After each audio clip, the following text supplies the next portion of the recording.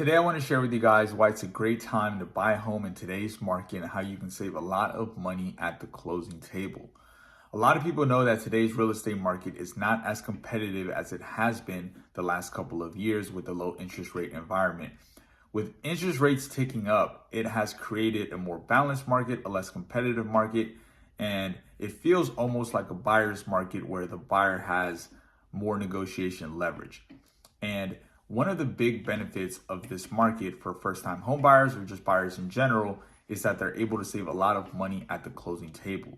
If you don't know, when you buy your first home, your minimum down payment is going to be 3% of the sales price if you're using a conventional loan. If you're using an FHA loan, it's going to be 3.5%. So talking about a $400,000 house, your down payment at 3% is going to be $12,000. Now, something else you have to budget for is something called closing costs. It's a bundle of different fees from the lender, the title company, and other parties that equate to about 3% of the sales price as well. So now we're looking at a total of about $24,000 you're going to have to bring to the closing table to purchase this $400,000 home.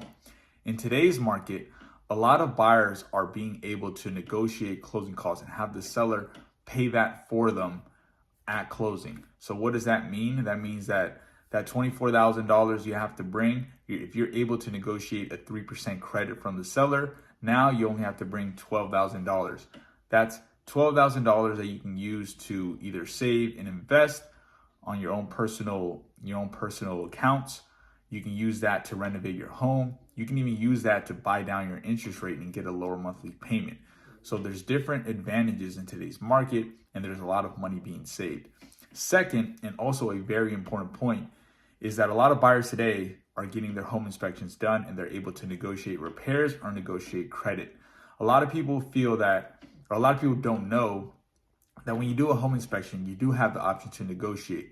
It's not like you just do a home inspection on the house and you're just going to find out if it's in livable condition for you to occupy the property.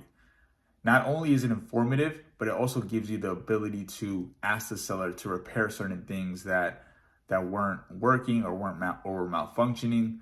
Or another route you can take is to negotiate even a larger credit, but you want to make sure you speak with your lender that you're not over exceeding the credit allowed, because there are credit limits depending what kind of loan you're taking out. But yeah, just wanted to give you guys that information today, that if you're thinking about buying a home, there's a lot of different areas in the home buying process where you can truly benefit from the less competition.